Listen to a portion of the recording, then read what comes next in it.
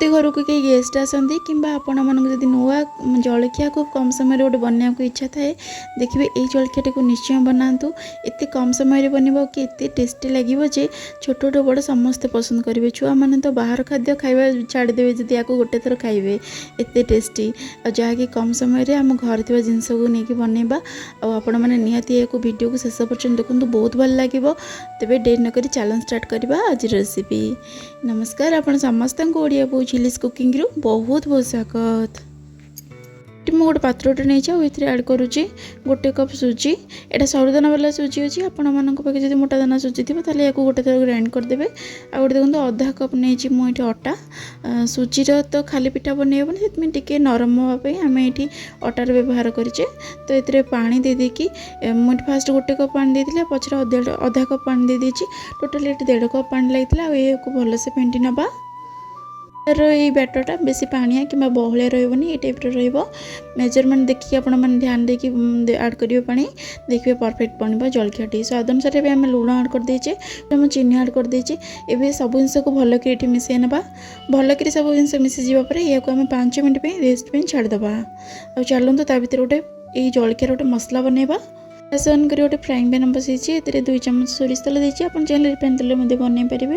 तेलटा भलसे गरम पर गोटे चम्मच जीरा ऐड कर देची गोटे कंचा लंका को छोट छोट भाव में काटिकी ऐड कर देची सब जिनस को भल कर फुटापी छाड़ देची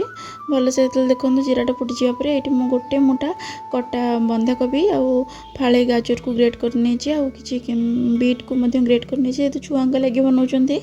हेल्दी बनइले बहुत बढ़िया रहा मैंने पियाज खाते ये समय पियाज देके भाजी पारे नहले तो जदि परिबा नहीं खाली रे मध्यम पियाज कंचा लंका मैंने कंचा लंका टिके नाको ऐड करी पियाज देके भाजी मध्यम बनई पारे ये मुझे स्वाद अनुसार लुण ऐड कर देची गोटे छोट चमच हल्दी अल्प टिके ऐड कर देची आ गोटे छोट चमच ये गरम मसला ऐड कर देची एबे सब जिनस को ये भलक मिसई नहीं भलक आम आउ गोटे 2 मिनट पे भलक भाजी नवा भलक भाजी जावापर ये देखो दुईटी मु सीजा आलू को चोपा छड़े एमती अधा चकड़ी नहीं एबे आम ऐड करदे आपण मानक पाखे जदि एमती इंस्टांट माने आलू सीझा नथिबो तेबे आलू को मध्य ग्रेट करिकी से परिबा संगे एकाठी भाजिकी मध्य नहीं पारे देखो आलूटा टी भल कि चकड़ नथिले तो से को मसर भल कि चकड़ सारा पर आउ 2 मिनट भलसे भाजी नवा ये मसलाटा जिते भलसे भाजी देखिए टेस्ट जिते बहुत बढ़िया आसो तो या पाखापाखि 2 मिनट भलसे भाजी नौची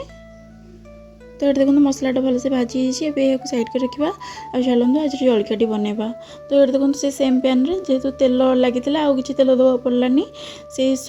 बैटरटा से अधा डंकी बैटर ऐड कर दीची आ मसला को गोटे छोट पीस आणिकी हाथ में भल कि फ्लैट करके से मझे एमती ऐड करवा आउे आउ अध डंकी खंडे एमती बैटर ऐड करवा तो गोटे कवर हाँपाई मसलाटा कवर हाँपाई भलसे कवर हो जाए टिके तेल नहीं कि चारिड़े भल कि स्प्रेड करदे और सांगे सांगे यार कवर देकी आम अधा मिनट माने 30 ରୁ 40 सेकेंड या छाड़ देती आर पट उल्टे 30 ରୁ 40 सेकेंड छाड़ देची ये देखो मझे मझे एमती चापी नवा जहाँफल सेपट टी कंचाड़िया थाए भल कि सेकी हो कारण आम या छाणुने सेमती सेकी सेकी ही बनाऊँ तो ये देखो 2 पट जाक ये भाव में भलसे सेकी जावापर यह आम प्लेट को काढ़ी नवा आगुरी गोटे जलखिया पिठा बन दी तो ये देखो आपण मैंने चाहिए तावे कि फ्राइंग पैन रे हो 2टा 3टा कि 4टा लेखा बनई पारे जेहेतु छोट छोट बनाई 2टा 3टा 4टा लेखा एका संगे बनई पारे बहुत कम समय बनीज तो यार ये बैटर को सेमती कवर बैटर अल्प देकी 30-40 सेकेंड घोड़े देती ये किस समय पर देखो आर पटा मतलब भल सेकी तो यही सेम उपाय आम सबुतक ये जलखिया पिठा को सुजीर ये पिठा को बनई देती देखिले तो केते कम समय मध्य एत सारा गोटे कप सुजीर आम एत सारा पिठा बनई देती जलखिया ना आमको किसी बिरी चाउल